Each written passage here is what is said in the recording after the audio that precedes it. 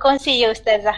Berkongsi dengan tajuk membina keluarga syurgawi menurut cara Nabi SAW. Setiap orang memang menginginkan sebuah keluarga yang menjadi tempat kasih sayang dan dapat mendamaikan jiwa. Namun kita tidak terlepas daripada pelbagai ujian. Firman Allah Subhanahu wa taala dalam surah Ar-Rum ayat 21, wa min ayatihi an khalaqa lakum min anfusikum azwajan litaskunu ilaiha wa ja'ala bainakum mawaddatan wa rahmah inna fi zalika laayatin liqaumin yatafakkarun. Di antara tanda-tanda kekuasaannya, dia menciptakan untukmu isteri-isterimu dari jenismu sendiri supaya kamu cenderung dan merasa tenteram kepadanya dan dijadikannya rasa kasih sayang. Sesungguhnya pada yang demikian itu benar-benar terdapat tanda-tanda bagi kaum yang berfikir. Alhamdulillah, saya rasa semua orang tak sabar untuk mendengar ceramah Ustazah Asma Harun. Sebelum tu saya ingin menyampaikan pesanan penaja. Sila like, share and comment page Warak Inspirasi Masyarakat Sejahtera dan page Ustazah Asma Harun. InsyaAllah kita akan membahagikan program kita ini pada 4 slot, iaitu pusingan pertama, kedua dan ketiga dan keempat. Dan pusingan pertama, ya, Ustazah sudah bersedia? InsyaAllah. InsyaAllah, okey. Ustazah, pada pandangan Ustazah, bagaimana Rasulullah SAW membentuk keluarga sakinah pada pandangan Rasulullah? Dipersilakan Ustazah. Subhanallah, Alhamdulillah, Allahu Akbar. A'udzubillahi minasyaitonirrajim. Bismillahirrahmanirrahim. Assalamualaikum warahmatullahi wabarakatuh. Alhamdulillah. Alhamdulillahi rabbil alamin. Hamdalillah. Salatan wa salaman ala Rasulillah. Sayyidina wa maulana wa habibina wa syafi'ina Muhammad ibn Abdillah wa ala alihi wa ashabihi awliyaillah. Alhamdulillah, tuan-puan yang dimati Allah sekalian, marilah sama-sama sekali lagi kita mulakan majlis ilmu kita dengan bacaan Ummul Kitab Al-Fatihah. A'udzubillahi minasyaitanirrajim. Bismillahirrahmanirrahim. Alhamdulillahi rabbil alamin. Ar-Rahmanirrahim. Malik yaumiddin. Iyyaka na'budu wa iyyaka nasta'in. اهدنا الصراط المستقيم صراط الذين أنعمت عليهم غير المغضوب عليهم ولا الضالين آمين آمين آمين يا رب العالمين. Subhanallah. Alhamdulillah, muslimin muslimat yang mati Allah sekalian, kita bertemu pada pagi yang barakah 22 Ramadan. Tinggal lebih kurang 8 hari ataupun 7 hari saja Ramadan. Pada tanggal 22 Ramadan ini, Allah temukan kita di salah satu taman syurganya, di salah satu majlis ilmu yang diangkat sebagai taman syurga Allah Subhanahu wa taala di bumi. Dan siapa yang mencintai taman syurga, siapa yang merindui taman syurga, yakni majlis ilmu di dunia, mudah-mudahan dia akan dirindui oleh syurga Allah yang sebenar. Dia benar-benar akan dipilih Allah untuk berada di taman syurganya yang sebenar. Subhanallah, muslimin muslimat dimati Allah sekalian, apa khabar semua yang menonton daripada FB page Ustazah Asma, kemudian FB page Papisma, kemudian yang menonton di IG. Subhanallah, anda menonton dan mendengar daripada mana ya? Walaupun di alam maya, mudah-mudahan kita tetap umpama seperti dalam satu tempat, dalam satu majlis.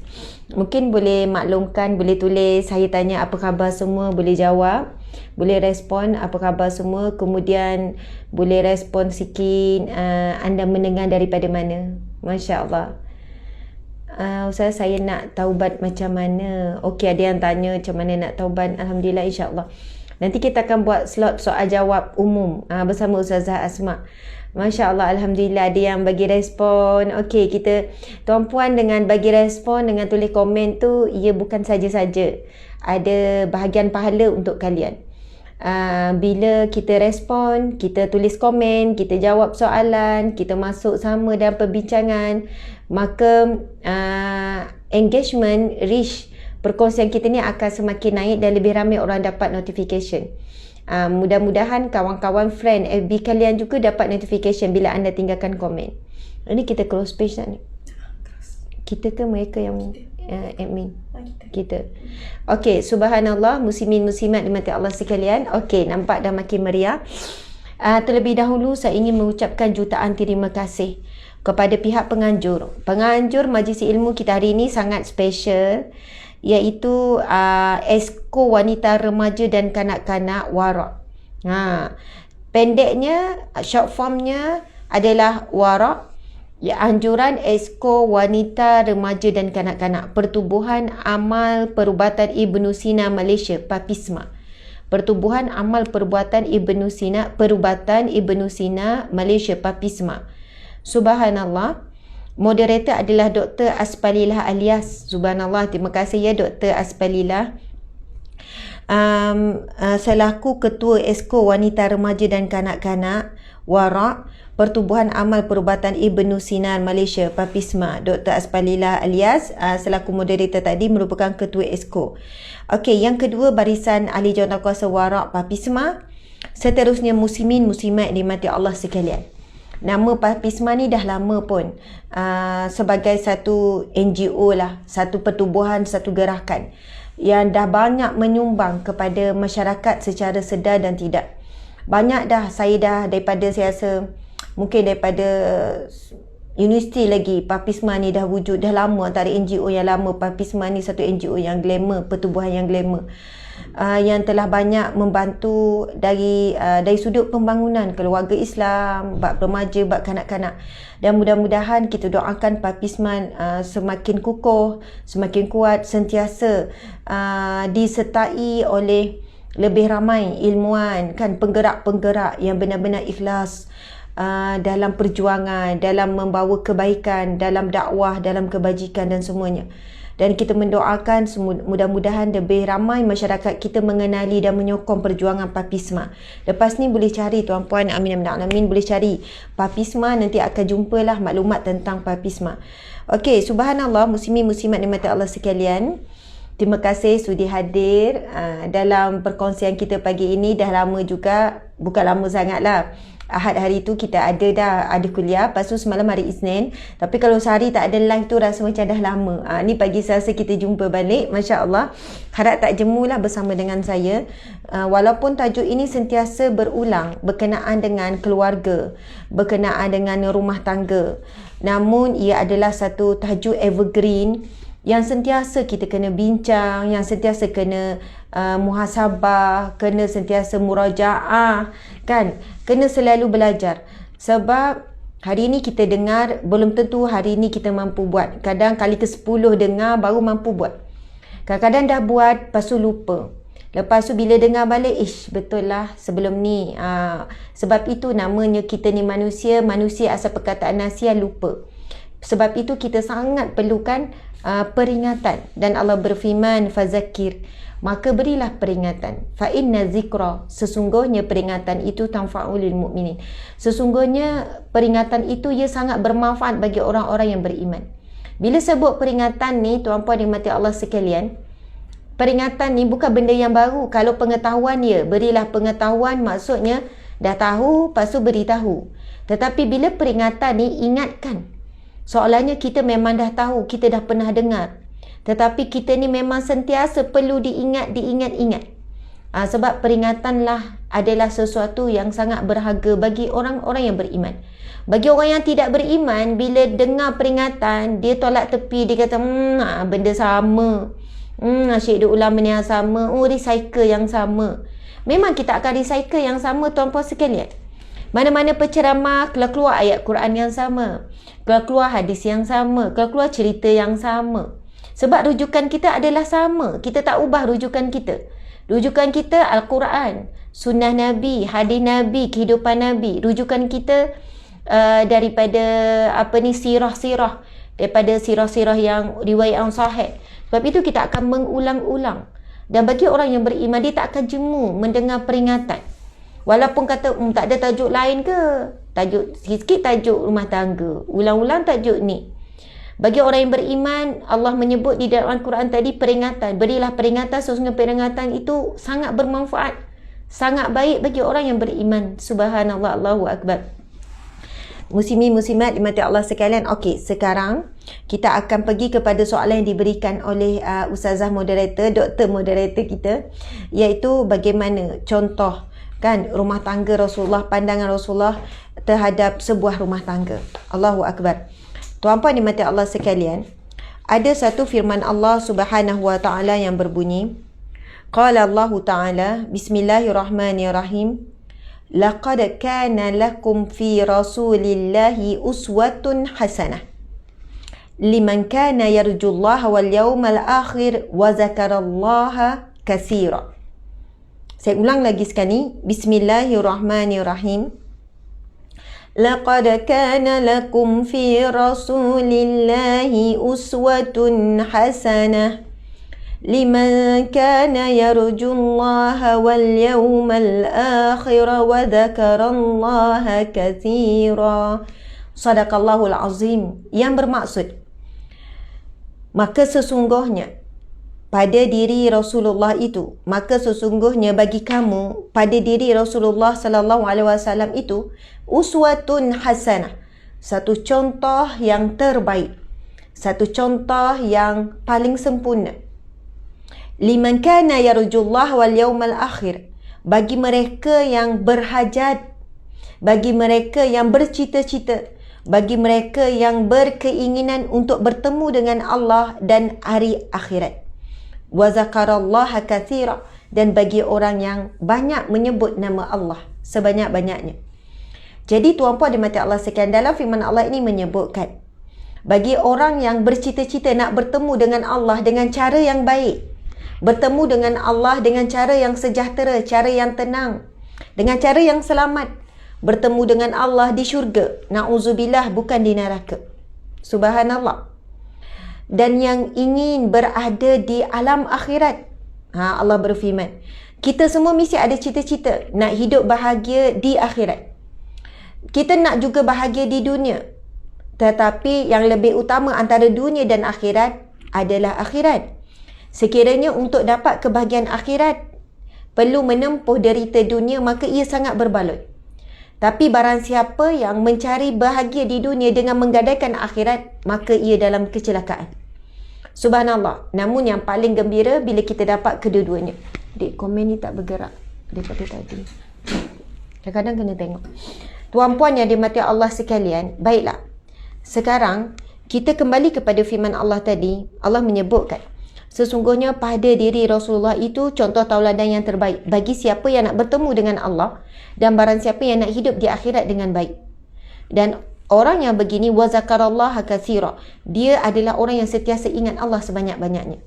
Jadi tuan-puan yang mati Allah sekalian, di dalam firman Allah yang lain, Allah menyebutkan, bismillahirrahmanirrahim, laqad ja'akum rasulun min anfusikum azizun 'alaihi ma 'anittum harisun 'alaikum bil mu'minina raufur rahim. Okey. Allah menyebutkan sesungguhnya telah datang, laqad ja'akum, telah datang kepada kamu seorang nabi, seorang rasul dari kalangan kamu sendiri. Kenapa Allah tidak datangkan seorang nabi daripada kalangan malaikat? Sebab manusia tak akan mampu nak hidup dan nak ikut cara hidup para malaikat.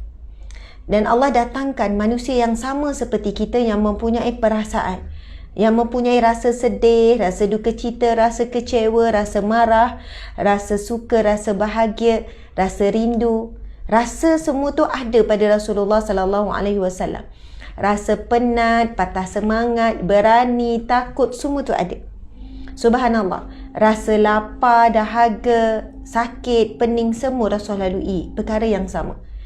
Allah sebut telah datang daripada kalangan kamu seorang nabi yang daripada kalangan kamu sendiri, kalangan manusia, yang mana dia terasa sangat berat di atas penderitaan yang kamu lalui. Subhanallah. Okey, tuan-puan yang mati Allah sekalian, apa yang saya nak sampaikan adalah apa yang Rasulullah tunjukkan melalui tauladan dalam hidup berumah tangga adalah sesuatu yang semuanya mampu kita ikut. Tak ada yang kita sebut mustahil nak buat macam Rasulullah ni, susah nak buat macam Rasulullah ni, Rasulullah Nabi, kita takkan mampu. Dan bila kita baca kisah-kisah sirah Nabi SAW dengan isteri, kita dapati apa yang Rasulullah dan para isteri lakukan dalam rumah tangga sama macam kita. Dan apa yang Rasulullah buat, rupanya memang kita boleh buat. Jadi kalau siapa yang ingin bertemu dengan Allah dengan selamat, dengan bahagia, siapa yang nak dapat syurga Allah, cuba kita perhatikan apakah sunnah-sunnah Nabi dalam kehidupan rumah tangga. Sudah tentu perkongsian kita 1 jam ni takkan mampu pun nak menjawab. Takkan mampu nak list. Kalau saya rujuk buku ni, tuan-puan sekalian, ada 3 buku ni. Asam Garam Rumah Tangga Nabi yang nombor 1, Asam Garam Rumah Tangga Nabi yang nombor 2. Lepas tu ada satu lagi Asam Garam Rumah Tangga Nabi yang ketiga, yang warna kuning. Ada beratus cerita, tuan-puan dimati Allah sekalian. Kalau siapa yang nak himpunan kisah-kisah rumah tangga Nabi ni, tuan-puan sekalian, belilah buku ni. Ni kempen buku awal-awal lagi ni. Siapa yang nak buku-buku ni boleh je order dengan kami, memang kami jual. Jual tu sebab apa, tuan-puan sekalian? Kerana betapa nak berkongsi kegembiraan dan kebahagiaan bila kita kenal dan jatuh cinta kepada rumah tangga Nabi sallallahu alaihi wasallam. Contoh ya tuan-puan sekalian, saya baca tajuk saja, mungkin tak sempat nak kupas sangat. Saya baca tajuk saja, tuan-puan nanti tengok sendiri. Tapi mungkin saya akan kupas sikit. Buku warna merah ni kan, Asam Garam Rumah Tangga Nabi sallallahu alaihi wasallam. Ia menghimpunkan kisah-kisah romantik Rasulullah dengan para isteri. Dan Rasulullah lah individu lelaki yang paling romantik di dunia. Bahkan kalau kita tengok hari ni ada suami, kita kata sweet sampai potong kaki kita sebut. Sweet sangat lah hai. Subhanallah. Dan mungkin ramai orang hipokrit, ramai yang berlakon. Belum tentu dia boleh sweet sampai tempoh yang lama. Kan mungkin bila datang ujian hilanglah sweet tu. Tapi bagaimana Rasulullah sallallahu alaihi wasallam di tahap Rasulullah diuji kesabaran dengan isteri, mampu sweet lagi. Di tahap isteri buat perangai, Rasulullah mampu sweet lagi. Rasulullah mampu bersabar lagi. Subhanallah, tuan-puan dan mati Allah sekalian, jika kita baca kisah rumah tangga Rasulullah dengan para isteri, kita boleh melihat tauladan yang paling utama yang Rasulullah tunjukkan, iaitu saling berebut untuk mendapat pahala. Berebut untuk dapat pahala, tuan-puan dan mati Allah sekalian. Bukan saling menyalah ataupun saling menuntut hak. Tak berlaku dalam rumah tangga Rasulullah menuntut hak. Ya Rasulullah, hak-hak sekian. Rasulullah pula minta hak sebagai suami sekian. Tapi hari ini kita boleh lihat rumah tangga umat Islam hari ini, yang saya takut adalah kadang-kadang daripada ceramah, kadang-kadang daripada penulisan yang menggalakkan saling menuntut hak. Tuntut ni. Sebenarnya kalau kita fokus kepada memberi hak, fokus buat kebaikan, fokus nak mencari pahala, insya-Allah kita akan dapat. Orang yang ikhlas, Allah akan balas. Di dunia lagi Allah akan balas. Tak tunggu di akhirat. Tuan-puan dan mati Allah sekalian. Kalau kita tengok dalam rumah tangga Rasulullah saling berebut-rebut untuk menjadikan rumah tangga sebagai ladang pahala. Bahkan mungkin berebut. Boleh jadi kita kalau dah faham konsep ni, kita berebut. Tak apa yang saya basuh pinggan hari ni. Bang, tak apalah bang, saya basuh pinggan. Tak apa, bagilah saya pula. Saya pun nak pahala. Besar pahala ni membantu isteri. Buat kerja rumah ni besar pahala. Saya buat sunnah Nabi. Nabi pun bila ditanya oleh Aisyah apa yang Rasulullah buat di rumah, Aisyah cerita Rasulullah apabila berada di rumah akan melakukan kerja-kerja rumah, dan bila tiba waktu solat, Rasul akan bersegera menunaikan solat. Rasulullah bila ada bajunya koyak, jahit sendiri, kasutnya koyak, jahit sendiri. Subhanallah, bukan kata isteri Rasulullah malas, tetapi Rasul nak tunjuk contoh kepada para lelaki, berebutlah dengan isteri dapat untuk buat pahala, dan isteri pula berebutlah dengan suami. Bukan masing-masing, awaklah pula, tu anak berak tu awaklah pula, tu anak ni tu awaklah pula. Saya dah buat semalam, hari-hari saya masak, awaklah pula. Subhanallah, tuan-tuan dan mati Allah sekalian. Ya, biasanya kita memang saling macam nak melepaskan peluang, sedangkan di hadapan kita ada peluang untuk dapat pahala. Kalau kita faham konsep, kalaulah dapat suami yang pemalas ataupun isteri yang pemalas, sampai ketika kita kata, Ustazah, saya bukan tak nak berebut, saya kalau boleh memang nak pahala banyak-banyak. Tapi bila saya dah jadi rajin sangat, saya tengok pasangan saya ni memang malas memanjang. Kalau dapat berebut sama-sama, seronoklah. Tapi masalahnya memang takkan berebut Ustazah. Kan? Memang akan nasib saya je. Saya akan ubati bila kecewa begini dengan saya jawab. Ada satu hadis Nabi SAW yang bermaksud, Rasulullah SAW bersabda, khairukum, yang paling baik di kalangan kamu, anfa'u linnas, yang paling banyak manfaat kepada manusia. Saya kata, berapa tahun puan nikah? 10 tahun dah Ustazah, memang macam ni.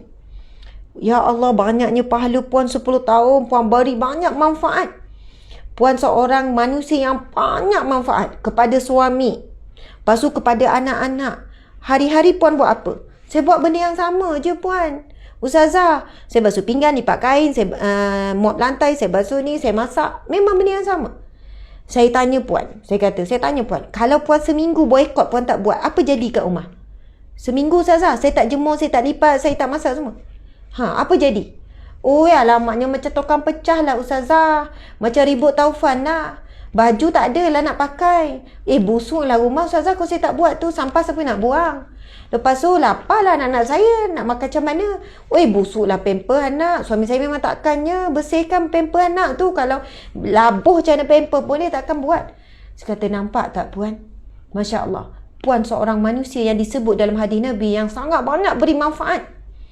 Kalau kita zikir untuk diri kita, kalau kita puasa untuk diri kita, solat pun untuk diri kita. Ibadah tu untuk diri kita. Tapi dalam hadis tu Nabi kata yang paling banyak beri manfaat kepada orang yang lain.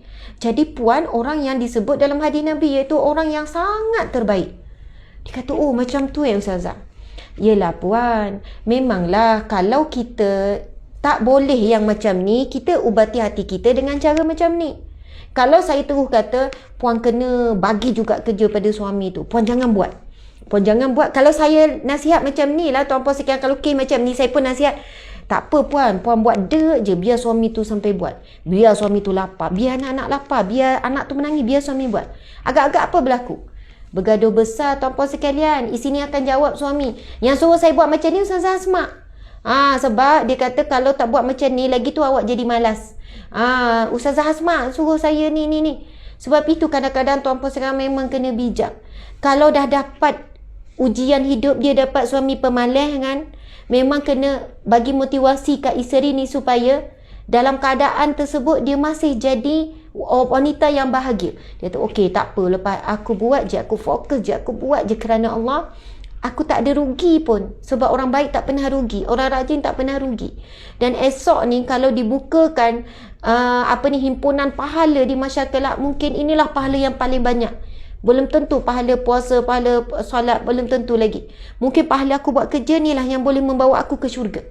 Jadi lepas tu kan, buat dengan girang, buat dengan seronok. Sampai ketika mungkin suami dah pelik. Awak tak pernah bebel saya dah ya? Tak apalah bang, rezeki saya dapat banyak pahala melalui kerja ni. Mudah-mudahan ni cara saya masuk syurga. Awak pula fikirlah cara awak nak masuk syurga macam mana. Mungkin suami masa tu tersentak. Makan dalam awak ni. Ya, saya dah tak nak fikir dah. Kan saya bebel-bebel awak, saya marah-marah, saya mengungut, saya mengungkit. Hilang pahala saya. Kemudian awak pula sakit hati. Sekarang saya fokus, biarlah saya buat. Saya anggap ini ladang pahala saya. Saya nak bahagia dunia, saya nak bahagia akhirat. Saya nak jadikan inilah laluan saya ke syurga. Inilah laluan saya ke syurga. Awak kena fikir laluan awak ke syurga. Saya nak jumpa awak juga, tapi awak kena fikirlah. Subhanallah. Mungkin lama-lama suami mai terasa kan, dan atau kerana keikhlasan kita, kerana kita dah faham tentang didikan Allah pada kita tu, akhirnya Allah campak rasa bersalah. Suami pun datang, yang awak rehat hari ni satu hari, saya buat semua. Biar betul bang. Yelah, saya pun nak juga laluan ke syurga. Subhanallah. Mudah-mudahan tuan-puan dan mati Allah sekalian. Kalau saya baca sikit kan kandungan dalam buku ni, diceritakan bagaimana Nabi dan isteri berkongsi makanan. Kongsi betul-betul tau. Mana tempat isteri gigit, situ Rasulullah gigit. Kongsi bekal minum air, mana tempat minum air, situ. Kita mungkin kongsi juga gelas. Tanya tu kan, gelas ni tak ada gelas ni kan, puasa kan. Mungkin kita tanya juga, yang awak minum kat mana tadi gelas ni? Oh, situ-situ bang, ada bekas tu. Okey, pusing. Oh, rupanya takut kena tempat yang sama. Rasulullah pula terbalik. Rasulullah tanya, di bahagian mana? Di bahagian itulah yang Rasulullah nak makan, nak gigit sama. Di bahagian itulah Rasulullah nak minum. Okey, nak kata tahap romantik Rasulullah bukan sekadar potong kaki ni, bukan sampai kecil manis ni kan. Memang romantik sangat-sangat. Yang kedua, Maimunah hendak ikut cita rasa makan suami. Wahai para isteri sekalian, jangan kecewa. Kalaulah kita asyik makan apa selera suami. Kita kata, Ustazah, saya suka masak lemak cili padi, sewa Negeri Sembilan Tapi suami tak suka. Suami orang Kelantan. Kelantan suka manis. Jadi nasiblah kahwin orang Kelantan. Masaklah nasi kerabu, yelah masakan dia lah. Tuan-puan dimati Allah sekalian, mana-mana isteri yang buat begini, anda sebenarnya sedang mengikuti sunnah para isteri Nabi. Sunnah Ummahatul Mukminat. Jadi janganlah kita rasa macam alahai beban. Lama-lama insya-Allah tiba-tiba suami pun beli makanan kesukaan kita. Dan kita buat benda ni of course dapat pahala, bukan saja-saja. Kan? Kita kata, Ustazah, saya tolak tepi keinginan saya. Sebab apa? Saya pun nak ikut sebagaimana isteri Nabi pun buat perkara yang sama. Contoh lain lagi, Aisyah dan Saudah berperang makanan. Okey, ini cerita dalam bab keluarga yang bermadu kan. Berperang makanan tu sebenarnya berlumba-lumba untuk memberikan makanan yang terbaik. Okey, lagi Aisyah belikan bantal untuk Nabi. Nabi hendak pulang, Aisyah hias rumah. Berlaku kan kalau kita jadi suri rumah. Dulu saya lama saya jadi suri rumah. Lepas belajar tak nak kerja, memang jadi suri rumah. Lepas tu kerja juga. Kerja tu ialah cuba-cuba kerja, Allah bagi pengalaman kerja. Lepas tu saya suri rumah pula dalam 3 tahun. Masa tu anak dah 5. Biasa pengalaman suri rumah ni macam mana? Kan, suami tahu dah nak balik pukul 5, biasa dia sampai 5.30 pukul 6. Setengah jam tu lah kelang kabut, kemas, operasi dengan anak-anak. Sebab apa suami nak balik? Subhanallah, itu juga dilakukan oleh para isteri Nabi. Hias rumah, bersihkan rumah bila Nabi nak pulang. Jangka dah tahu waktu Nabi nak pulang. Sebab kadang-kadang kita nak konsisten sama je semua, kemas selalu mungkin susah. Anak kita sepah-sepah, biarlah dulu. Bila dekat suami nak balik tu barulah kita standby. Itu adalah sunnah dalam rumah tangga Rasulullah sallallahu alaihi wasallam. Banyak lagi tuan-puan dimati Allah sekalian, kesimpulan bagi soalan yang diberikan doktor ni. Rumah tangga Rasulullah sallallahu alaihi wasallam, Allah dah iktiraf Rasul adalah uswatun hasanah. Dan siapa yang follow Rasulullah, dia akan jumpa Allah dengan cara yang baik. Dan dia akan jumpa hari kiamat dengan cara yang baik. Namun bagaimana kita nak mencontohi Rasulullah sallallahu alaihi wasallam? Tak ada cara lain melainkan mesti ada ilmu, ada pengetahuan. Macam mana nak ada pengetahuan? Sama ada dengan ceramah atau lebih baik dengan membaca. Saya dah baca buku ni. 2 ni. Lepas tu ada buku yang ketiga pula, Ustaz Luqman Makhtar keluar. Asam garam rumah tangga Rasulullah sallallahu alaihi wasallam. Masya-Allah. Ini asam garam meriah. Ini paling tebal. Sebab masuk buku yang ketiga, yang ni adalah berkenaan bagaimana Rasul menguruskan konflik. Kemudian yang kedua berkenaan dengan cerita-cerita romantik. Kemudian bila masuk buku kuning ni, ya Allah lagi seronok kita baca. Ini berkenaan bagaimana rumah tangga Rasul lebih besar. Rasul dengan cucu, Rasul dengan menantu, Rasul dengan besan, Rasul dengan anak. Maksudnya ini dah masuk part yang lebih luas rumah tangga Rasulullah dengan sepupu, dengan saudara mara. Masya Allah. Alhamdulillah, daripada itulah baru kita sentiasa ingat bila kita nak buat sesuatu, Nabi buat macam ni. Nabi kongsi berus gigi. Kan? Nabi berkongsi banyak dengan isteri. Ada banyaklah cerita, Masya Allah, bagaimana ketika Rasulullah tengok isteri sedang marah, Aisyah sedang marah, Aisyah sedang menunjukkan kecemburuannya. Rasulullah boleh saja tegur dan marah. Rasulullah buat apa? Rasulullah tarik hidung. Ya Aish, wahai Aish, sambil nak tegur isteri ni, dalam keadaan Rasulullah mengawal rasa tak senang dia dengan isteri. Rasulullah mengawal diri sebab Rasulullah tahu isterinya sedang tak boleh mengawal perasaan. Bukan sambil berebut melenting. Bukan isteri marah, suami pun marah juga. Tak, Rasulullah tahu isteri sedang di luar emosi ni. Kan, di luar kawalan emosi ni. Rasulullah cuba memujuk dengan cara yang terbaik. Subhanallah, Allahu Akbar. Tuan-puan yang mentak sekalian, dalam 3 buku ni saya tak tahu yang mana. Tapi saya pernah baca satu cerita yang membuatkan saya menangis. Yang mana Rasulullah sallallahu alaihi wasallam seorang yang sangat menjaga perasaan isteri.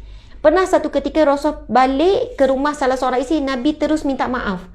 Saya mohon maaf bagi pihak isteri sekian. Lepas tu kata, kenapa ya Rasulullah? Aku bimbang, aku khawatir kamu sedih dengan kata-kata isteri tadi.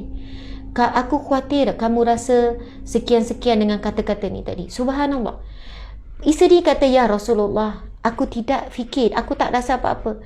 Dan mulianya mu ya Rasulullah, Sebelum aku rasa apa-apa, engkau telah memohon maaf terlebih dahulu. Allahu Akbar.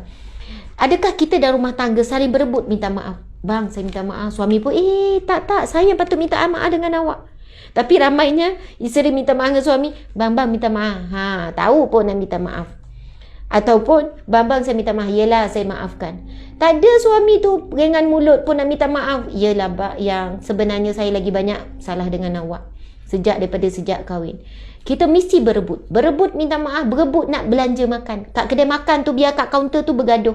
Bukan bergaduh tak nak bayar. Ada orang bergaduh, awak lah bayar. Saya dah bayar makan buka puasa gitu. Awak lah pula.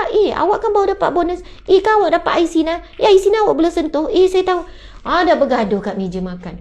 Yang sepatutnya berebut lepas ni, yang tak apa, abang bayar. Bang, bagilah sayang bayar. Sayang nak dapat pahala bagi makan berbuka puasa. Tak apa yang, duit yang tu simpan ke lain. Ini abang bayar.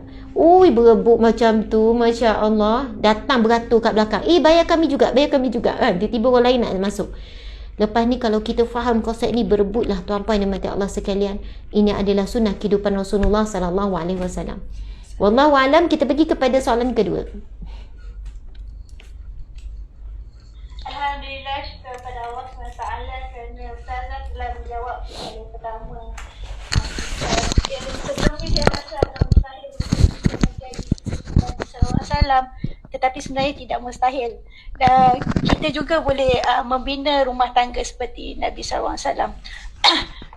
Berebutlah, firman Allah SWT, fastabiqul khairat, berlumba-lumbalah membuat kebaikan.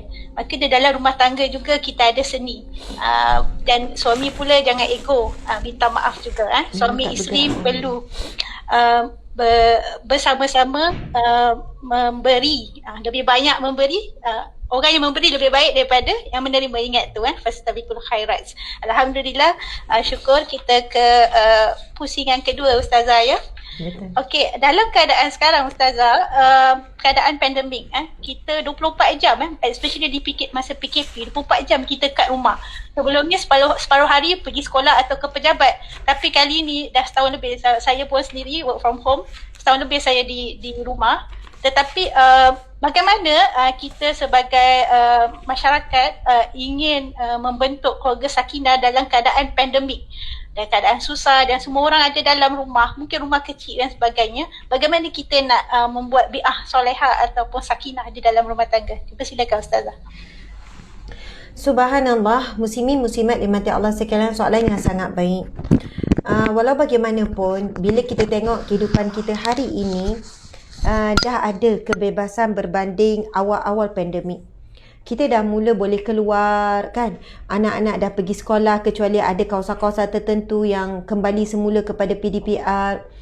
Maksudnya dah kembali semula kepada ke alam ke dunia luar lah. Walau bagaimanapun, masih ada ramai lagi yang masih berkurung di rumah, yang bekerja daripada rumah, yang anak-anak pun tak bersekolah, masih lagi online dan sebagainya. Kita tahu. Sebab ada kawasan merah, ada kawasan kuning, ada kawasan hijau dan sebagainya.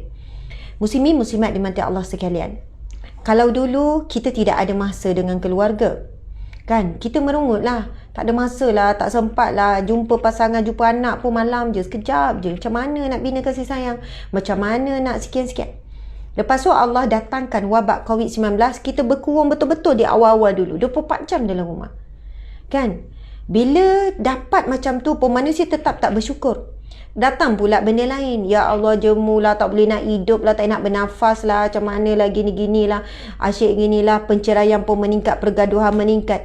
Allahu Akbar. Hakikat sebenarnya tuan-puan dimati Allah sekalian, manusia sentiasa seperti mana yang difirmankan Allah Subhanahu Wa Taala. Allah berfirman, sesungguhnya manusia ini diciptakan keluh kesah, hulu'ah. Memang manusia ini diciptakan keluh kesah. Allah berfirman, dia akan sentiasa berkeluh kesah. Apapun keadaan, keluh kesah. Okey, contohlah hari ni kan, kalaulah berlaku PKP, marah nanti, memang marah.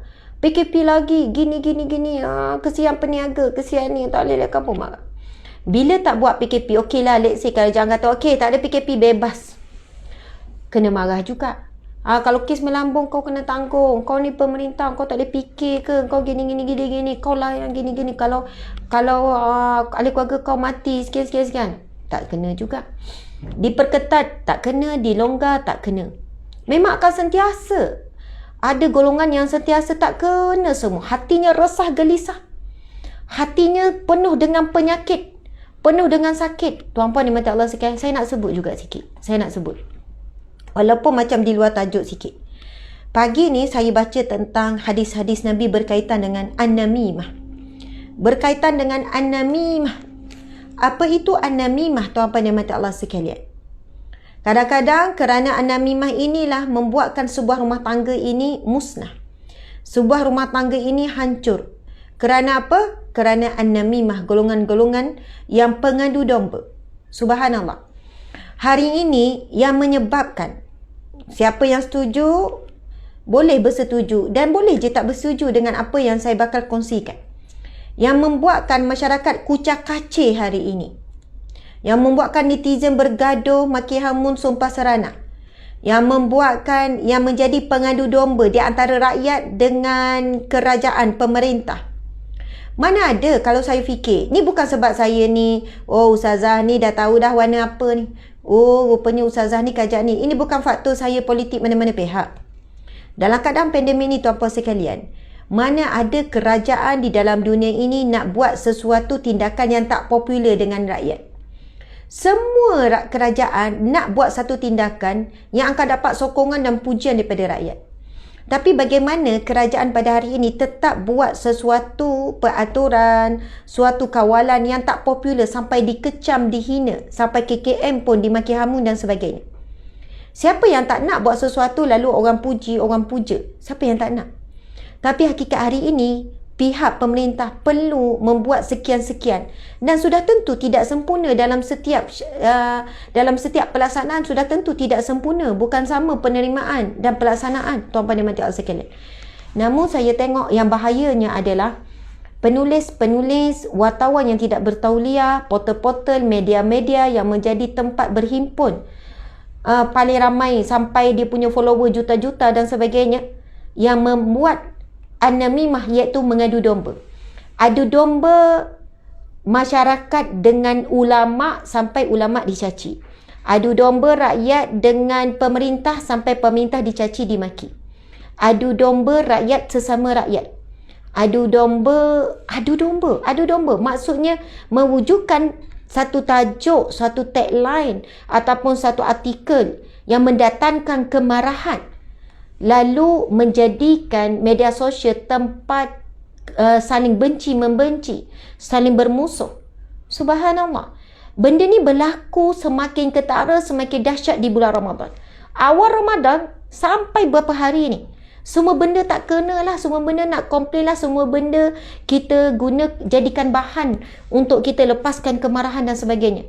Tuan-puan sekalian, kita tinggal 7-8 hari saja lagi Ramadan. Kan, kalau kita tak dapat 30 hari Ramadan, kau akannya dapatlah sehari. Dapatlah sehari yang mana benar-benar Ramadan yang berkualiti, yang boleh jaga lidah, jaga mata, jaga telinga, jaga hati dan sebagainya. Antara sabda Nabi SAW, hadis riwayat Bukhari. Subhanallah. Nabi bersabda, seorang Muslim adalah seseorang yang orang Muslim lainnya selamat dari gangguan lisan dan tangannya. Nabi sebut, ciri-ciri orang yang Islam, ciri-ciri Muslim yang sebenar, antaranya adalah lidah, lisan dan tangannya selamat daripada menyakiti Muslim yang lain. Okey. Disebutkan dalam firman Allah surah Al-Qalam ayat 10 hingga 11.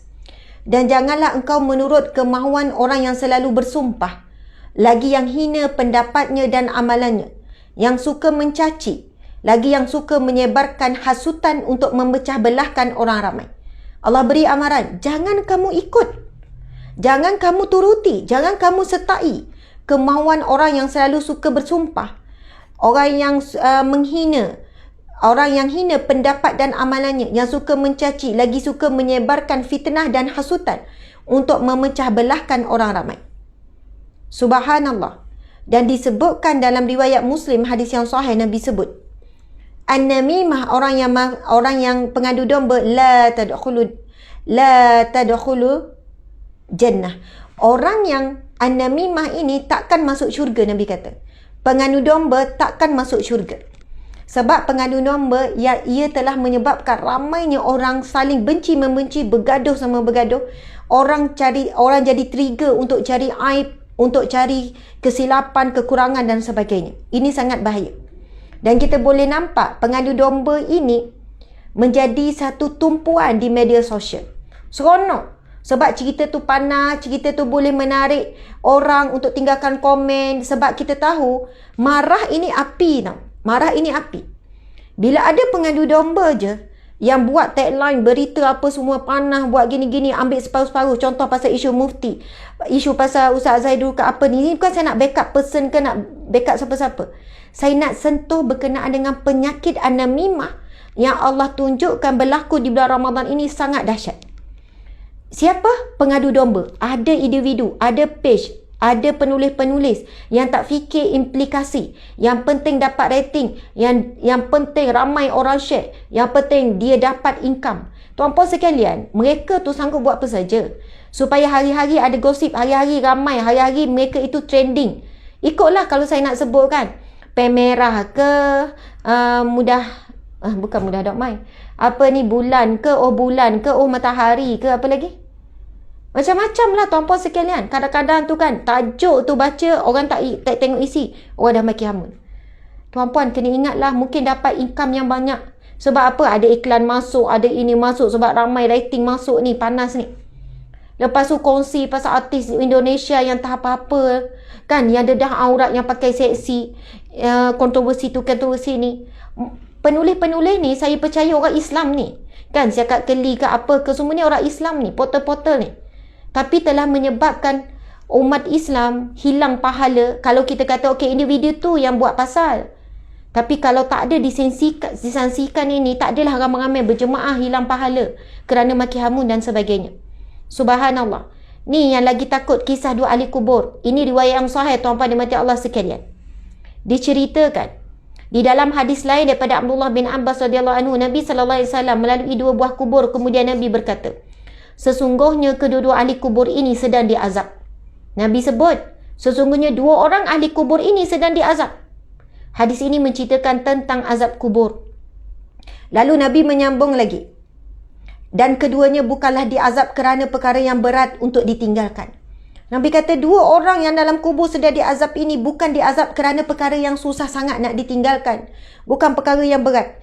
Yang pertama, dia tidak membersihkan diri daripada air kencingnya. Tak bersihkan betul-betul daripada air kencingnya. Dan yang kedua, Nabi kata, dan sedang yang kedua, berjalan ke sana kemari menyebarkan namimah, menyebarkan adu domba. Pergi sana, bawa cerita, pergi sini, bawa cerita, hari-hari duduk nak update. Ini cerita siapa? Hari ni nak cerita pasal siapa pula? Kalau cerita yang tak sensasi, tak naik rating. Kena cerita benda yang sensasi. Cerita tentang aib orang, keburukan pemerintah, kesilapan itu, kesilapan ini. Sampai mufti pun nak dibahamnya. Sampai ulama pun nak dibahamnya. Kan, cerita-cerita aib manusia-manusia biasa.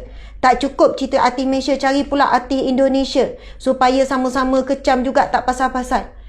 Allahu Akbar, na'udzubillah min zalik, muslimin, muslimat, dimati Allah sekalian. Nampak keuntungan di dunia, tapi nanti menyesal sungguh-sungguh dalam kubur lagi dah diazab an-namimah, iaitu pengandu domba. Sebab itu kadang-kadang saya sendiri kan, kadang nak tulis benda yang betul ni, tulis nak benda yang betul. Kadang nak tulis benda yang nahi mungkar ni. Tapi kan tak jadi, dah tulis panjang, tak jadi post. Sebab apa? Kan nanti takut bimbang, ada orang yang tak di luar kawalan emosi, mari pula lepaskan kemarahan. Bimbang kita yang mencetuskan walaupun nak tulis yang baik-baik. Tapi kadang tu tulis jugalah tuan-puan sekalian, demi untuk menegakkan kebenaran, nak menegur ni, nak menegur apa ni, kemungkaran ni. Subhanallah, Allahu Akbar. Okey, minta maaf saya menyelit tu. Saya nak sebut, bila berlaku pandemik, lepas tu banyak duduk dalam rumah, banyak masa dengan telefon. Lepas tu banyak juga suami isteri bergaduh kerana isu semasa yang dalam telefon ni. Kadang tak sefahaman isu semasa. Kadang-kadang leka dengan telefon sebab leka duduk baca komen tu 1 jam duduk baca komen je. Okey, hari ni isu semasa apa pula? Oi, semua portal dia pergi komen, semua portal dia tengok. Lepas tu akhirnya jadi bergaduh dengan suami. Saya kata, awak ni tak habis-habis dengan telefon. Ini bang, isu ni geramlah saya. Memanglah dia ni. Suami pun marah, awak ni tak habis-habis cerita pasal orang. Awak ni, ini pasal penting lah, ini berkaitan dengan kita lah, pasal rakyat lah gini-gini. Iyalah, tapi awak sampai tak urus anak sampai lapar tak masak bubur gini-gini. Itu kalau isteri. Suami pula buat hal dia pula dengan telefon. Akhirnya ibu bapa nak senang kerja, dia pun bagi anak telefon. Dalam duduk satu rumah tapi tak ada komunikasi. Semuanya berada di luar rumah walaupun duduk di satu bilik. Walaupun duduk di satu ruang tamu, tapi masing-masing fikiran, hati, jiwa semua berada di luar rumah. Semua communicate dengan orang luar. Na'udzubillah min zalik. Ujian yang paling besar, fitnah umat akhir zaman. Sama ada kesannya rosak rumah tangga, rosak anak-anak, rosak institusi, rosaklah agensi agama, rosak apa. Kita tengok agensi agama apa yang berlaku 2-3 hari yang lepas melalui An-Namimah juga, pengadu domba. Adu domba masyarakat dengan pusat zakat. Allahu Akbar. Orang yang buat, orang yang menyebar, orang yang menyokong, orang yang komen, campur sekali. Semua termasuk. Bayangkan, benda tu belum lagi dibuktikan benar. Tapi dah diwawarkan. Portal-portal ni, cerita-cerita panas ni memang sukalah. Diwawarkan kan, ada berapa orang yang ditanggung gereja, tuan-puan sekalian, gini. Lepas tu bila berlaku siasatan pihak-pihak, tiga-tiga tu tak boleh dikesan. Lepas tu dah dikenal pasti 2 orang daripada mereka itu sebenarnya dapat bantuan zakat setiap bulan sampai dah puluh ribu. Lepas dia siasat lagi sekian-sekian. Nampak banyak sangat unsur penipuan daripada pihak-pihak. Subhanallah tuan-puan sekalian. Tapi 2 hari sebelum tu dah maki hamun dah. Dan bila keluar berita benar, tak ada pula datang. Oh, saya mohon maaf semalam saya maki pusat zakat apa semua. Tuan-puan sekalian, saya sendiri ada pengalaman handle case yang dapat bantuan daripada gereja. Bila datang kepada saya kata sekarang hutang tuan-puan tu, apa yang gereja bagi tu semua tu pergi Baitul Mal, insyaAllah Baitul Mal akan tanggung. Dapat dia. Saya berapa lama dengan Baitul Mal Negeri Sembilan dan sebagainya. Masa kerja runding cara dulu, sampailah sekarang, semalam pun saya pergi Baitul Mal. Tapi bila saya tengok keluar berita macam tu, banyak mana sumpah seranah terhadap Baitul Mal. Kau ni jawablah di akhirat kelak, kau tak buat kerja, duit orang ramai gini. Padahal Baitul Mal menanggung juta-juta setiap bulan untuk diagihkan kepada orang Islam. Dan ramai mana terpaksa dihentikan bantuan kerana apa? Kurangnya orang bayar zakat disebabkan An-Namimah tadi. Adu domba tadi. Turunnya kutipan zakat berganda-ganda sebab apa? Pengadu domba yang merosakkan manusia benci kepada isu agama. Benci kepada sekian-sekian. Na'udzubillah min zalik. Benci kepada menteri agama dan sebagainya. Tuan-puan sekalian, nak sebutnya telefon ni lah fitnah terbesar akhir zaman. Telefon. Bukan nak sebut telefon ni merosakkan 100% tak. Bagi orang yang bijak, bagi orang yang beriman, bagi orang yang soleh, nak buka telefon, baca doa Bismillahirrahmanirrahim dengan nama Allah yang Maha Pemurah lagi Maha Pengasihani. Auzubillahi minasyaitanirrajim. Takut nak buka fitnah terlalu banyak. Fitnah terlalu banyak. Ada orang dia boleh bahagia dengan telefon. Dengar tazkirah, Alhamdulillah. Dengar Al-Quran, Alhamdulillah. Tengok yang baik-baik, Alhamdulillah. Bahagia dia. Lepas tu dengar pula ceramah suruh jadi orang bersyukur, dia pun jadi orang bersyukur. Tak panjang cerita dia dengan suami, mengajuk lama-lama, dia terus boleh baik. Dia dengar pasal bersyukur, tengok cerita orang lebih sedih, lebih dahsyat. Lalu kata, Alhamdulillah, ya Allah, suami aku cuma tak ucap air lahir je. Ni suami sepak terajang. Lepas tu kita pun terus minta maaf, bang minta maaf lah ya. Saya tahu awak terlupa. Sebenarnya dengan sifat bersyukur, menyelesaikan banyak masalah rumah tangga. Dengan sifat bersyukur, tuan-puan sekalian. Tapi macam mana nak datang rasa bersyukur tu kalau kita tak dapat suluhan ilmu, suluhan iman. Lepas tu kan, ada orang dia boleh derita bila buka telefon. Asal okey, hidup dia kenyang, okey, tiba-tiba buka telefon kan. Ui, baca ni. Ui, dia pun sama komen, lepaskan marah. Tiba-tiba daripada bahagia tu jadi marah-marah lah pula, tak pasal-pasal. Daripada elok puasa, tiba-tiba ngumpat juga dia. Tambah juga kutuk maki hama ngumpat. Na'udzubillah. Ada orang bila buka telefon tan-tan tu tak bahagia. Sebab apa? Bila tengok orang tu dapat hadiah hari lahir. Ui, suami dia bagi duit 40,000 dalam kepingan duit. Oh, buat bunga. Ya Allah, suami aku tak pernah bagi 1 sen pun hari lahir. Masa tu juga dia ungkit balik, bang. Awak kan, dah 10 tahun dah kita kahwin, 10 kali dari lahir saya. Awak macam tak pernah kan nak hargai saya. Alah yang, awak pun tahu saya tak mampu. Yang saya mampu bawa pergi belanja makan je. Alah, kononnya bunga ke? Alah, bunga tu kalau RM20 pun saya dah seronok dah. Yelah tu, dapat RM20 tak cukup nanti. Ramai mana orang kerana media sosial, dia rasa hidup dia tak cukup. Hidup dia tak sempurna. Tengok dapur orang, wah lawannya dapur rumah dia. Aku kalau dapur macam ni memang best lah. Bang, awak kerja kuat lah sikit, besarkan dapur kita. Saya bukan nak lebih, saya nak Kurang-kurangnya dapur kita ni upgrade lah sikit. Saya lagi seronok masak. Saya mesti happynya bang. Tiba-tiba masa tu juga dia tak happy dengan dapur dia. Padahal sama ni elok dapur dia tu kan. Ramai orang media sosial ini yang ia adalah tergantung kepada diri kita. Iman kita, kekuatan iman untuk menapis. Biarlah kita tengok apa pun keburukan kita boleh tepis. Scroll. Tengok tak bermanfaat, scroll. Nampak tak berfaedah, scroll. Dan yang terbaik, unfollow je semua page-page media-media yang tak berfaedah tu. Unfollow. Tinggal yang kita follow yang elok-elok. Kita nampak ada friend kita yang pun mengadu domba di media sosial. Buat unfollow dia. Kalau saya buat unseen. Bukan unfriend sebab takut dia kecil hati.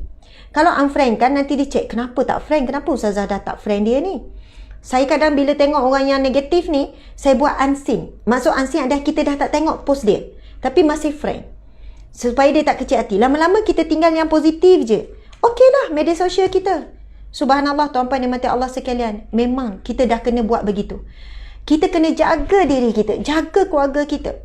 Jaga iman kita tuan-tuan sekalian. Kalau kita tak mampu nak menepis, kita kena buat macam tu. Masya Allah. Jadi kesimpulan kepada soalan doktor moderator kita. Subhanallah. Bagaimana ni dalam situasi pandemik ni. Masya Allah kita nak tetap bahagia.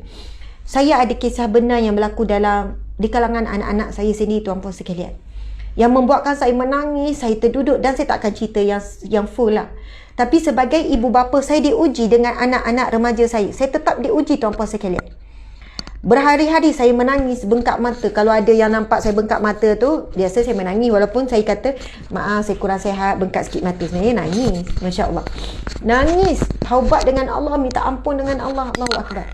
Tuan-tuan dan mati Allah sekalian, kami tak beri telefon kepada anak walaupun anak tu dah tingkatan 3 dan sebagainya. Memang tak ada telefon untuk setiap anak. Cuma apabila berlaku PDPR hari tu, kan sekolah-sekolah wajibkan ada untuk belajar. Jadi diorang ni ada tab, kan? Sebab sekolahnya adalah sekolah sekian-sekian, ada tab. Allahu Akbar. Saya kan, kita kan selalu keluar. Kita kan selalu macam, Allahu Akbar, kerja. Kan pergi sana pergi sini, jumpa anak waktu malam saja. Jadi anak-anak di rumah, saya pun minta ada yang menjaga, ada guru, bukan guru lah, ada orang yang jaga anak di rumah. Dia datang pagi balik petang dan dia juga bantu untuk anak belajar. Tu apa dia mati Allah sekalian.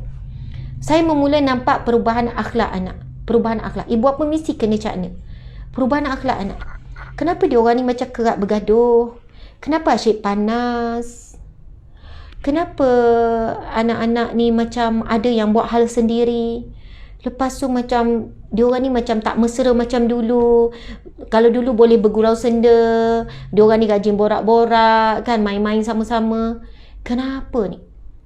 Sehinggalah satu ketika saya buat siasatan. Saya buat siasatan betul-betul, suami isteri buat siasatan senyap-senyap malam-malam, buat siasatan. Ambil tab yang kita sangka anak kita guna untuk belajar saja. Sehinggalah saya jumpa sesuatu yang saya terduduk. Saya kata, ya Allah, apa yang aku pesan pada ibu bapa di luar sana dalam ceramah aku parenting, apa yang aku pesan ni, aku sedang diuji, ya Allah. Saya rasa, ya Allah, saya terduduk menangis sampai bengkak mata dengan suami. Saya kata, kalau Allah uji kita bang, melalui rezeki kita mungkin kuat. Allah uji kita sekian, tetapi bila Allah uji anak, ini adalah ujian yang paling berat. Uji anak, ujian paling berat. Lepas tu tuan-puan sekalian, sebab saya fikir, okey, anak-anak ni takkan diorang akan terjaga sebab selalu pesan, lepas tu jaga solat, kita rasa macam tu kan. Rupanya pengaruh bagi remaja ni, kita kena bersama dengan anak-anak untuk menguatkan mereka menghadapi ujian dan cabaran media sosial. Kita kena berjuang dengan anak-anak. Jangan biar anak kita seorang-seorang berjuang. Sebab anak kita fragile sangat. Anak kita baru remaja, jiwa nak mengetahui begitu membara. Subhanallah. Kita tak boleh bila anak kita buat begini-begini, kita kata, takkan kamu tak boleh fikir baik buruk. Takkan kamu tak boleh nak ni, kenapa kamu tak ni. Tak, ibu bapa kena bersama-sama dengan anak, berjuang bersama-sama anak untuk menghadapi fitnah akhir zaman. Tak boleh biar anak tu tak kuat. Bahkan ramai orang tua, orang dah pencen pun, tuan-puan sekalian, kan, orang pencen apa semua, dia tak boleh nak kuat. Walaupun dah pergi haji, dah pergi umrah, tak boleh nak tempuh ujian fitnah daripada media sosial ni. Tak kuat. Apatah lagi anak kita yang masih lagi fragile, lembut, boleh dibentuk lagi. Jadi lepas tu kan saya cek yang ni, tengok yang ni pula, yang ni pula. Subhanallah, sejak daripada tu tuan-puan sekalian, memang kami pantau seketat yang mungkin. Kami cek setiap kali balik, dan bila malam saja memang semua kena serahkan. Letak dalam bilik dan semua dicek, dan mereka memang tahu. Umi, Abi akan cek kadang tu kan, bila dapat je okey cek terus. Okey cek. Lepas tu sentiasa ingat ulang-ulang. Tuan-puan, tak lama, 1 minggu saja kami konsisten buat begitu. Ingatkan selalu nasihat dengan kasih sayang, dengan lembut, dengan tegas, dengan minta bagi memang tak benarkan. Ikut jadual betul. Masa belajar je, lepas belajar je terus letak satu tempat, tak dibenarkan kecuali mereka nak rujuk untuk buat kerja sekolah. Tak sampai 1 minggu tuan-puan sekalian, perubahan yang besar pada anak-anak saya sampai saya menangis. Saya kata terima kasih ya Allah, Engkau masih beri aku teguran, belum terlambat. Dan terima kasih kembalikan anak-anakku semula. Lepas tu saya boleh tengok mereka dalam kereta boleh bergurau, boleh nasyid sama-sama, boleh bercakap. Yang mana duduk satu bilik tak bercakap, boleh kan kakak dengan adik tak bercakap duduk satu bilik. Saya kata ya Allah, dah boleh borak. Sampai yang adik kata, Umi terima kasih tau, sekarang dah borak balik. Dah boleh gurau-gurau, boleh main sama-sama, boleh duduk, boleh saling tolong-menolong. Sebab itu saya nampak tak lama sebenarnya anak saya diuji dengan telefon, dengan gadget. Sebab apa? Ujian belajar online tu. Sebab saya tinggal tak pantau apa kan. Tak lama Allah bagi. Tetapi nak kata anak ni, remaja ni, anak kecil ni, boleh berubah tu sangat cepat. Daripada begini, dia menjadi satu sisi yang berbeza sebab masing-masing kan ada buat hal masing-masing dah. Masing-masing kepala tu dah fokus pada gadget, sekian-sekian. Ya Allah, sekejap je mereka boleh berubah akhlak. Kan? Lepas tu bila kita kawal balik, berubah balik. Jadi sebab itu saya perhatikan kalau ibu bapa yang biarkan lama, biarkan 1 tahun, biarkan 2 tahun, Masya Allah, Allah Akbar. Anak saya cerita bagaimana kawan dia sekian, kena sepak terjang dengan ayah dia, sekian-sekian. Sebab apa? Daripada awal gadget, lepas tu pergi bertemu, pergi dating, lepas tu keluar sampai pukul 1-2 pagi. Bermula dengan ni. Sebab apa? Ibu bapa memberi kepercayaan melampaui batas. Kepercayaan mesti ada limit. Okey, Umi percaya anak Umi gunakan sebaiknya. Mesti ada limit kepercayaan. Bukan, okey, Umi percaya anak Umi sekian-sekian, Umi bagi kebebasan ni, Umi percaya anak Umi anak yang baik. Itu bukan kepercayaan. Itu adalah satu melepaskan tanggungjawab dan gunakan perkataan kepercayaan. Itu ibu bapa yang tak bertanggungjawab tapi gunakan perkataan kepercayaan. Lepas tu bila dapati anak buat benda yang tak elok, kenapa hancurkan kepercayaan ibu ayah? Sebenarnya bukan salah anak, salah ibu bapa tersebut. Umpama memberi pisau kepada anak ni ketika dia kecil. Masa umur 3 tahun dah bagi pisau, apa yang akan berlaku? Kecederaan lah. Ini kita bagi telefon yang penuh pancaroba dalam ni, tanpa kita bersama dengan dia, tanpa kita guide, tanpa kita awasi. Akhirnya bila anak tu cedera dan rosakkan diri sendiri, zalimi diri sendiri, masa tu sama ada terlambat ataupun masih ada peluang. Wallahu a'lam. Masya Allah. Muslimin-muslimat dimati Allah sekalian, mudah-mudahan dalam rumah tangga, bila saya perhatikan kesimpulan bagi soalan kedua ni, dan saya rasa masa kita pun dah hampir sangat di penghujung, saya perasan bila saya kurangkan sangat telefon dengan anak-anak, anak-anak mula tanya saya, Umi, buku-buku ni semua dah habis baca, dah 2-3 kali ulang. Mereka mula minta buku. Kedua, mereka mula minta mainan. Saya rasa sangat happy walaupun mainan murah-murah, kadang kedai RM2 je. Sebab apa? Cepat rosak. Nanti taklah terasa sangat. Beli sekian-sekian, saya rasa sangat happy. Bila anak minta, okey Umi nak sekian-sekian. Sebab apa? Anak-anak ni dia tak akan jadi duduk diam. Kenapa tu? Tak tahu buat apa. Takkan. Manusia Allah ciptakan anak-anak kita ni lagilah dia nak buat sesuatu. Bila kita limitkan dia dengan telefon, automatik dia akan nak buat tu. Bila dia orang tengok kedai buku, Umi, kedai buku Umi, singgah kejap. Lepas tu yang ni kan, okey dah baca. Sampai buku dewasa pula dia baca. Buku Bonda No, buku cerita-cerita. Saya kata Alhamdulillah, Subhanallah. Jadi tuan-puan dan mati Allah sekalian, sebenarnya memang tak cukup dengan kita kata Ustazah, kita dah amalkan zikir, dah baca Quran. Itu namanya baja. Kalau pada sebatan pokok, itu baja. Tetapi kalau racun lebih banyak, baja pun tak guna. Baja dah tak bermanfaat, baja pun dah tak kuat. Contoh kita kata, Ustazah, saya tak sangka anak saya macam ni. Dia jaga solat Ustazah, dia baca Quran. Ustazah, dia pun zikir. Saya tak sangka dia buat benda yang terkutuk ni. Tuan-tuan dan puan-puan sekalian, pokok letak baja tapi racun pun letak. Baja letak, racun letak. Baja letak, racun letak. Walaupun jumlah yang sama, tetap pokok tu akan mati. Percayalah. Sebab racun boleh matikan pokok, dalam 1 kali racun dah mati. Tapi baja kena letak hari-hari, siram hari-hari. Itu pun belum tentu pokok tu kuat, pokok tu sihat. Tapi racun, cukup sekali racun boleh matikan pokok tu. Jadi tak cukup tuan-puan sekalian, dalam kehidupan seharian kita, kita nak tanam keimanan, ibadah, selawat, selawat, zikir, Al-Quran saja. Itu belum cukup lagi, melainkan kena seiring amar ma'ruf, suruh kebaikan, nahi mungkar, cegah kemungkaran. Bersama-sama. Kemungkaran ini bila dilakukan, ia lebih dahsyat kesannya. Kan, lebih lama berdiam di dalam hati berbanding amal soleh yang kita lakukan, zikir, Al-Quran dan sebagainya. Maksud saya kena buat sebaiknya seiring. Ustazah, anak Ustazah berapa lelaki berapa perempuan? Anak saya 7 orang, 3 lelaki, 4 perempuan. Sama dengan jumlah anak Rasulullah sallallahu alaihi wasallam. Kan? Anak 4 anak saya 7 orang lah, subhanallah. Yang bongsu namanya Fatimah. Yang sulung tingkatan 3, lepas tu ada tingkatan 1 lelaki, lepas tu ada darjah 6 perempuan, ada darjah 4, darjah 4, 7, 8, 9. Okey, darjah 4 lelaki. Anak saya selang bunga.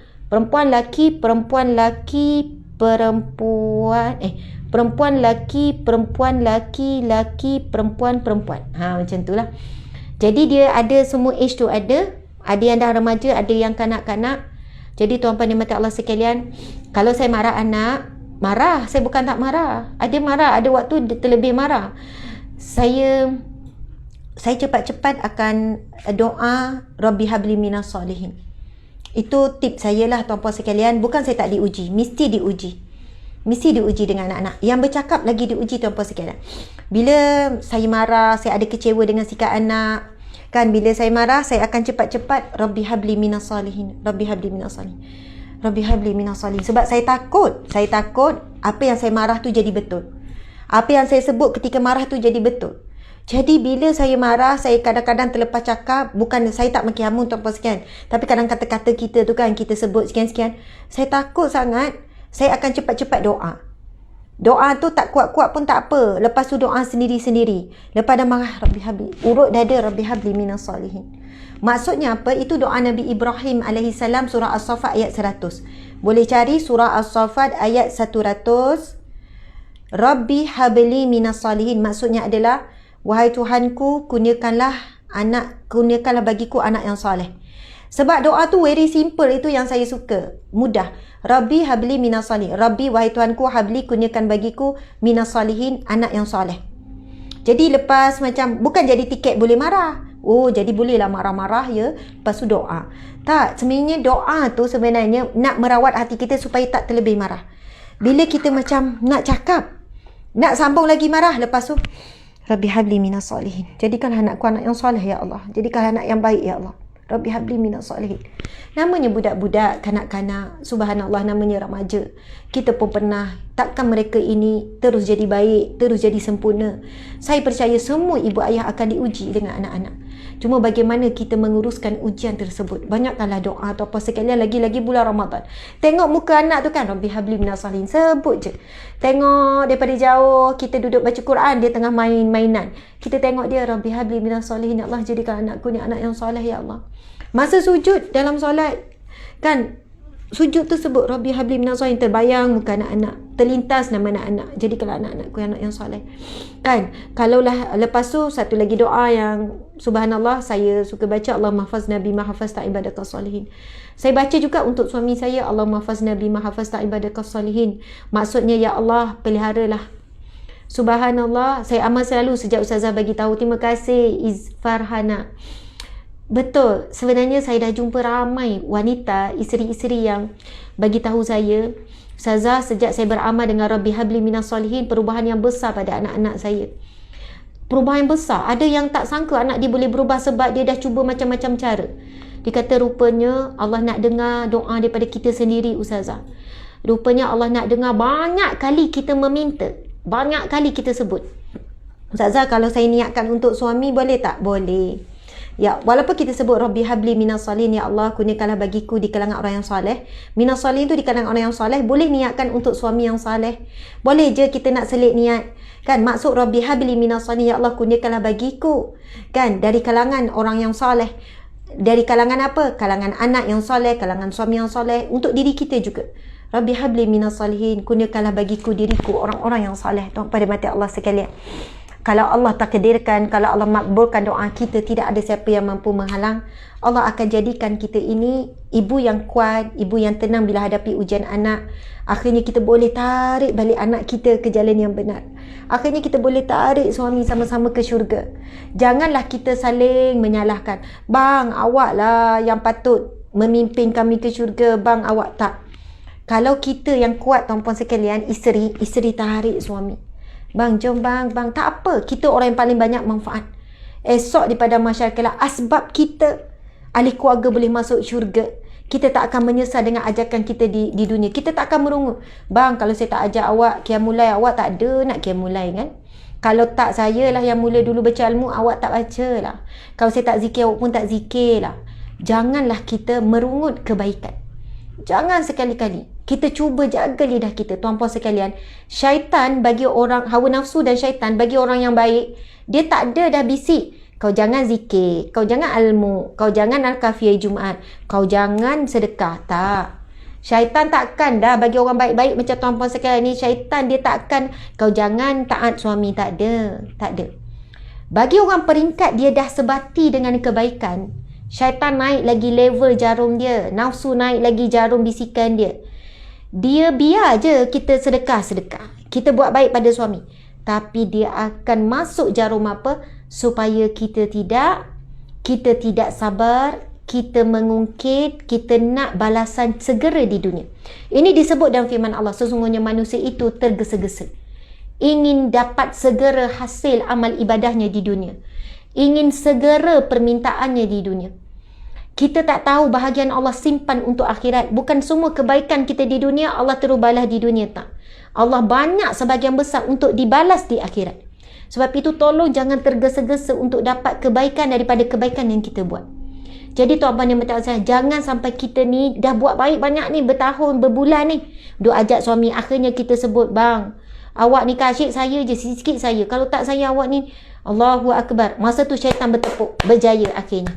Berapa bulan dia jadi isteri yang baik, berapa bulan dia gini-gini, akhirnya dia rosakkan dengan merungut. Dengan dia mengungkit. Tuan-puan sekalian, kalau kita mengungkit dan merungut dengan niat, kalau kita sebut kebaikan kita dengan niat mendidik, tak ada masalah. Ini beza. Contoh seorang ibu kata, nak, masa mak mengandungkan kamu dulu, kamulah yang paling teruk alahan. Dan paling teruk, paling susah bersalin kamulah. Ini bukan merungut. Ini nak bagi kesedaran kepada anak tentang teruk dan susahnya ibu bapa ni. Tapi kalau ayat, kau ni kan tak bersyukur kan? Aku dulu susah payah mengandungkan kau ni lepas. Itu lain tuan-puan sekalian. Itu bukan mendidik. Itu memang mengungkit, merungut. Memang dia dalam keadaan dia tidak redha. Subhanallah. Tapi kalau sebut, bang, awak ingat tak? Awak ingat tak dulu masa awak teruk berhutang dulu, awak banyak hutang, awak ingat tak? Saya keluarkan semua simpanan saya untuk bantu awak. Suami pun cakap, oh awak ngungkit. Langsung tak? Tak, itu bukan ngungkit tuan-puan sekalian. Itu adalah ingin memberikan kesedaran. Ngungkit lain. Awak tu bila nak belanja saya, asyik saya je belanja awak. Faham? Nampak perbezaan? Sebab apa? Bila saya sebut macam tu, ada orang tanya, Ustazah takkan tak boleh sebut langsung Ustazah? Boleh, tapi dengan niat mendidik, dengan ayat mendidik. Masya Allah, Allahu Akbar. Mudah-mudahan perkongsian kita hari ini mendapat manfaat, mendapat kebaikan. Masya Allah, lebih kurang berapa orang ni Syirah? Kadang-kadang buat macam Ustaz Ari dulu, tulis kertas. Lebih kurang dalam berapa orang yang hadir sama, saya tak tahu. Okey, Masya Allah, campur dengan campur dan Instagram dalam 2,500 lah yang melihat sama. Mudah-mudahan dalam ramai-ramai ini ada yang boleh beramal, dapatlah bahagian sikit kebaikan untuk saya. Saya tahu ada soalan seterusnya daripada doktor kan. Namun doktor, saya pun ada temu janji lain pukul 11 dengan klinik, saya perlu sampai. Saya pun rasa tak boleh nak buka Q&A. Cuma kesimpulannya tuan-tuan dan mati Allah sekalian, Masya Allah, untuk anak-anak, untuk diri kita dan suami, doa adalah senjata yang paling utama. usaha, ya usaha, betul usaha. Tapi kadang-kadang kerana doa tu kita jadi kuat berusaha. Sebab itu ada kalam hukamat kata nak tahu doa kita makbul atau tidak, antara ciri-ciri tanda-tanda doa makbul apabila kita diberi kekuatan untuk berusaha. Subhanallah. Sebab itu saya selalu pesan, kalau kita, Ustazah macam mana nak dirajin lah Ustazah, macam mana nak dirajin lah, saya ni macam ada sifat malas. Saya kata doa Ustazah, alah Ustazah doa pun malas. Allahu Akbar. Kalau gitu tak dapat nak tolong. Saya kata ada doa supaya kita tak jadi malas tu kan. Allahumma inni a'udzubika minal hammi wal hazan wa a'udzubika minal ajzi wal kasal wa a'udzubika minal jubni wal bukhli wa na'udzubika min ghalabati daini wa qahri rijal. Tuan-puan sekalian, cari doa ni, doa untuk bebaskan beban hutang, doa daripada tak nak berlaku sedih dalam hidup. Doa ini juga awak tak pasang ni kan. Doa ini juga adalah doa untuk supaya kita jadi orang rajin. Saya selalu, kadang saya pesan, kalau malas macam mana pun doa. Walaupun doa dalam malas, insya-Allah Allah akan dengar. Walaupun doa tu terpaksa, dah kadang ya Allah jadikanlah aku orang yang rajin ya Allah. Jadikan aku malas ya Allah, jadi aku orang rajin. Contohlah kan. Insya-Allah kalau Allah makbulkan dan akhirnya kita jadi orang yang berusaha dan akhirnya kita jadi orang yang rajin. Tuan-puan yang mati Allah sekalian, itu hadis Nabi. Ad-du'a silahul mu'minin. Nabi kata, doa adalah senjata bagi orang mukmin, orang beriman. Bila sebut senjata ni apa? Biasa guna senjata untuk pertahankan diri. Guna senjata untuk lawan musuh. Musuh kita siapa? Nafsu. Musuh kita siapa? Syaitan. Musuh kita siapa lagi? Kan minal jinnati wan nas. Daripada jin dan manusia. Manusia selalu bisik benda yang tak elok, tulis benda tak elok. Itu musuh-musuh kita tu. Jadi Nabi sebut ad-du'a silahul mu'mini, doa adalah senjata bagi orang yang beriman. Senjata ni dia jadi senjata juga jadi perisai kita. Orang nampak kita ada senjata tak beranilah nak buat sesuatu kan. Jadi kita ni sedang lawan benda yang tak nampak. Jadi lawannya adalah doa. Doa pun tak nampak. Bagaimana Allah jaga, bagaimana Allah makbulkan. Musuh kita, syaitan tak nampak, jin kafir tak nampak, nafsu tak nampak, manusia yang bisik kejahatan tu kita tak nampak. Nampak macam elok tapi bisik kejahatan. Jadi lawannya doa. Doa juga tak nampak. Tak ada masa berdoa tiba-tiba doa naik, lepas tu macam tu settle masalah. Tak. Sebab itu banyak kalau berdoa, walaupun dalam bahasa Melayu, dalam bahasa apa pun, tuan-tuan dan mati Allah sekalian. Untuk suami, untuk isteri, untuk anak-anak, dan itu juga ditunjukkan dalam rumah tangga Rasulullah sallallahu alaihi wasallam. Rasulullah bila jumpa isteri, kan hadiah yang termahal, Rasul suka doakan isteri. Bila sakit, Rasul duduk di sebelah, Rasul mendoakan. Rasul jaga rawat isteri dan Rasul doakan. Masya Allah. Dan saya pernah jumpa keluarga yang Masya Allah. Ini tutup cerita lah ni, tutup ya. Ada sebuah keluarga ni, rare sangat, duduk di KL. Masa tu saya dalam satu program. Lepas tu saya tengok ramai orang yang macam ihtiram dia, muliakan dia. Orang panggil dia Ustazah. Ustazah, mohon doa Ustazah, macam tu lah. Ini cerita dalam 8 tahun lepas kot. Masa tu saya kerja JAKIM lagi. Saya ingat saya jumpa dia di iKing. Lepas tu kan, sampai satu ketika saya solat Zuhur, saya duduk sebelah dia. Masa ni saya bukan penceramah, saya bukan siapa-siapa, saya penjawab awam. Tak kenal pun. Lepas tu kan, saya pun tanya, Ustazah boleh tak saya tahu? Saya rasa Ustazah ni ada keistimewaan yang luar biasa. Semua orang macam mengalu-alukan Ustazah dan hormat Ustazah. Lepas tu kan, dia pun kata, siapa nama kamu? Saya pun ceritalah nama saya sekian. Lepas tu kan, dia pun cerita, sebenarnya saya ni dah mati hidup semula. Saya kata, maksud mati hidup semula? Dia pun cerita, yang kamu nampak tadi tu orang-orang, sebenarnya dia orang terkejut saya masih hidup. Saya dalam berapa bulan yang lepas, dia cerita, dalam berapa bulan yang lepas, rupanya dia guru Al-Quran, ngajar Quran. Dalam beberapa bulan yang lepas, saya kena denggi berdarah. Denggi berdarah saya tu dah seluruh tubuh dan memang semua doktor kata saya tak ada harapan. Saya cuma tunggu mati saja. Dan saya koma dalam tempoh sebulan ke 2 bulan. Lama dia koma. Koma dah tempoh yang sangat lama. Dan memang seluruh tubuh saya denggi berdarah tu memang semua dah, pembuluh darah dah pecah, macam-macam lah. Memang doktor tak bagi harapan langsung. Memang tunggu masa untuk dicabut semua itu, bantuan saja. Dan tempoh tersebut saya koma Ustazah. Dia panggil saya Asma macam tu lah. Saya koma. Dalam tempoh saya koma, saya macam dah berada di alam lain dan saya percaya saya sudah mati.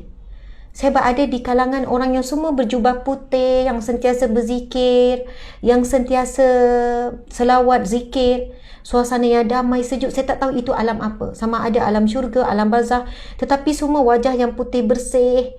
Sebab itu sebenarnya saya ingat saya sudah berada di alam barzah, saya sudah mati. Subhanallah. Subhanallah. Dia kata kemudian, Masya Allah, sampailah satu ketika, pendek cerita, saya pun dah tak ingat cerita detail dia. Dia kata sampailah satu ketika saya sedar balik. Dan selepas saya sedar, menjadi gempalah di kalangan doktor-doktor pakar ni, sampai mereka ambil sampel darah, buat kajian, macam mana boleh kembali pulih.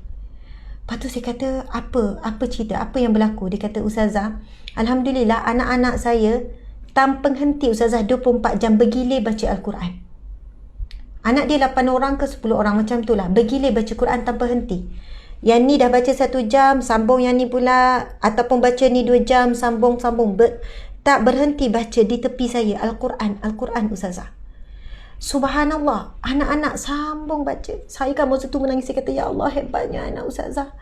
Dia kata, Ustazah, memang Alhamdulillah Ustazah, saya tak tahu nak kata apa, tapi betul, orang yang jaga Al-Quran, hidup dengan Al-Quran, memang tak akan terlantar Ustazah. Kalau Ustazah datang rumah saya, dia kata pada saya, kalau datang rumah saya tak ada TV Ustazah. Rumah saya tak ada peti ais. Lepas tu masak apa yang ada. Saya takut nak simpan. Saya takut kalau ada peti ais, ada banyak makanan membazir. Simpan makanan, lepas tu membazir. Saya rasa okey je Ustazah, pergi beli lauk apa semua, masak apa yang ada, habis terus masa tu, lepas tu beli lagi. Dan Ustazah, dia kata banyak masa orang bagi makanan pada kami. Banyak masa orang beri makanan, tak tahu makanan tu ada je untuk kami Ustazah. Anak-anak pergi sekolah, anak-anak belajar masuk madrasah dan sebagainya, tapi anak-anak ahli Al-Quran. Dan Ustazah, dia cakap kat saya, Ustazah, dia kata, Asma, saya kalau anak-anak demam, anak-anak sakit, apa yang kami buat, baca Quran bergilir-gilir, insya-Allah anak tu sembuh. Buat air, kami duduk ulang baca Yasin terutamanya. Ulang baca Yasin. Yang ni dah penat, yang ni pula sambung, sehinggalah anak itu sembuh. Dan kami sebenarnya dah lama tak pergi klinik. Memang lama. Saya nak cakap kat orang, takut orang tak percaya. Tapi saya yakin Al-Quran itu syifa. Saya yakin sangat Ustazah, sebagaimana Allah berfirman dalam Al-Quran, sesungguhnya Al-Quran itu syifa, ada penawar. Bagi penyakit hati, bagi penyakit fizikal, bagi penyakit ni. Dia kata kalau anak-anak saya sakit apa, Al-Quran Ustazah, buat air, kami keliling baca. Subhanallah, Alhamdulillah. Tapi kalau orang yang tak biasa buat, mungkin tak boleh terus dipesan saya. Mungkin kalau hari ni baru dengar, hari ni terus buat, ada anak demam, pergilah jumpa dulu. Tapi buat juga dengan Al-Quran, dengan zikir. Buat juga. Sampai ketika anak itu boleh disembuhkan dengan Al-Quran. Sebab takut juga tak pernah buat, tiba-tiba anak demam menggeletar duduk Al-Quran juga. Sebab kita tak membiasakan dia dengan Al-Quran daripada kecil. Jadi dia kata begitulah kehidupan kami. Anak-anak Alhamdulillah Ustazah, tak ada TV, tak ada apa, walaupun duduk di bandar KL, mereka boleh hidup, mereka boleh bahagia. Sebab Al-Quran itu sebenarnya cukup untuk hati kita. Tapi sebab hati kita tak dicukupkan dengan Al-Quran, apa berlaku? Kita lapar dengan hiburan. Kita lapar dengan pujian. Hidup ni tak pernah kenyang, tak habis-habis kejar daripada satu ke satu. Sebab apa? Hati tak diisi dengan Al-Quran. Tapi bila isi Al-Quran, nampak kemewahan orang pun tak rasa apa-apa. Tengok makan sedap orang pun tak rasa apa-apa. Tengok penampilan orang sekalian tak rasa apa-apa. Memang Allah akan bagi cukup dengan hati kita ni dengan Al-Quran. Subhanallah, Alhamdulillah, saya syukur Allah ingatkan saya kembali cerita ni. Cerita ini sangat bagi saya memberi bekas yang sangat dalam pada diri saya dulu. Dan saya ingat hari tu Dr. Izhar cerita bagaimana dia dulu nakal sangat. Tapi setelah ayah dia hantar ke Syria umur 13 tahun, Dr. Izhar, dia kata hidup dia totally berubah. Sebab apa? Al-Quran. Al-Quran yang mengubah jiwa remaja dia, nak memberontak, nakal, buat huru-hara, buat perangai apa semua. Betul tak tuan-puan yang bertakwa, bulan Ramadan adalah syahrul Ramadan, syahrul Quran. Maka marilah kita sama-sama menghabiskan masa kita lebih 8 hari, lebih kurang 8-7 hari ini banyak Al-Quran. Kurangkanlah kita berhubung dengan media sosial yang penuh dengan fitnah, ujian, tipu daya, penuh dengan benda yang buruk. Tetapi kalau tengok telefon, biar tengok benda yang elok-elok je.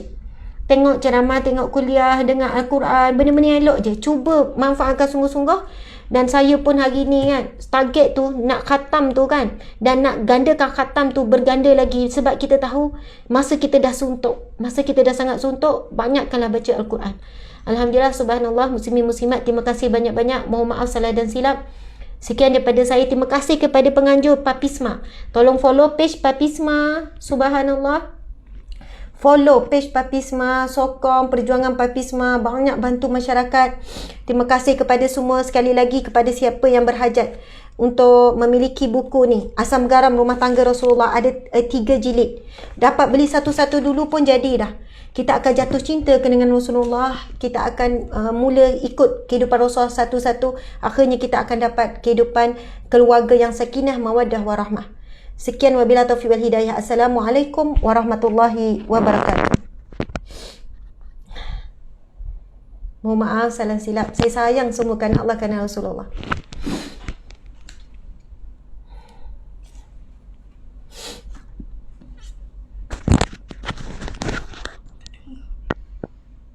Dan lain, tapi alhamdulillah sekurang-kurangnya kita banyak dapat manfaat dan ilmu dan tips-tips daripada ustazah yang saya rasa sangat mantap dalam membina keluarga syurgawi menurut cara Nabi SAW. Maka kita kembalikan diri kita kepada Al-Quran dan As-Sunnah, ya, membaca Al-Quran dan berdoa semoga Allah Subhanahu Wa Taala mengurniakan kita keluarga yang sakinah, mawaddah, warahmah, insya-Allah.